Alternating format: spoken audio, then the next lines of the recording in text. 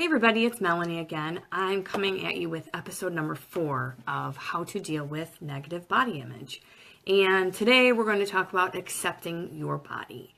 I know that's probably the hardest thing for a lot of people is to kind of just accept the skin that you're in and feeling comfortable in your skin. You know, being comfortable in your own skin is really, it's up to you. It's up to you to decide whether or not you're going to let these small imperfections that you think you have affect you and make you miserable. You know, it starts with what you say when you look at yourself. What do you say when you look in the mirror? Do you say, oh my gosh, I hate this, I hate that, this is terrible, I need to change that? Or do you say, this is what I've been given and I'm going to love it no matter what? Because sometimes you have to accept that maybe everybody in your family has big hips and you're going to have big hips. Or you have to accept that maybe you have one ear that's higher than the other, or one eyebrow that's higher than the other, or whatever it is that you're picking at. Accept that that's what makes you you. It makes you uniquely you, and it's how you are genetically designed. You know, you got to work with what you've been given. And embrace it and own it. Own what your mama gave you. You know, you got to own it. And, you know, you're unique. This is who you are. This is what makes us all different. You know, it may feel impossible at first, but you can change the way you look at yourself. You really, really can. You deserve to be happy and comfortable in your own skin. You really do.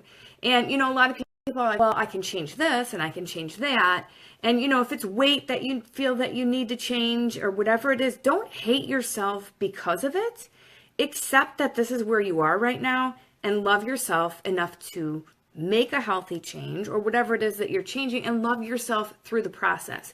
Don't be so mean to yourself. Seriously. So many people are so self-critical and they're not accepting that this is who I am and I'm going to work with it. You know, there are certain things that you change, but there are some things you can't change. So either way, you have to accept it and learn to live with it and love yourself. And, you know, like I said, love what your mama gave you. This is how you were genetically created, and this is who you are. And until you learn to accept it, that some things can change and you need to trust the process of the change, and some things can't change, you're not going to love yourself anymore if you change these things and don't accept that it may not make you any different. If you can't accept that this is who I am, this is how I was made, some things can be changed and I have to have patience and be kind to myself through these changes, or these things cannot be changed and I have to accept it, because you're going to be miserable if you can't accept these things. It's really difficult because some people think that if they change something, they're going to be happier. If they change something about themselves, they're going to be happier. And sometimes it's not always that way. Sometimes it's like the more you want, the more you get, the more miserable you are. And that holds true to your body. You know, some people think, well, if I only had lost 10 pounds, or if I could only fit into the jeans I wore in high school, or if I could only have straight hair instead of curly hair, it wouldn't be so frizzy and I would look awesome. And then you have the people who have straight hair and they want curly hair. So it's like, just when you get what you wanted, you may be dissatisfied again. So accepting it is what it is. And if there's changes that you can make, you have to accept that it takes time to make these changes. And you're doing it because you love yourself, not because you hate yourself or hate how you look, because you want to better what you've already got, what you've already been given. And that is so true with a lot of things, not just our bodies, you know, because the grass is greener where you water it.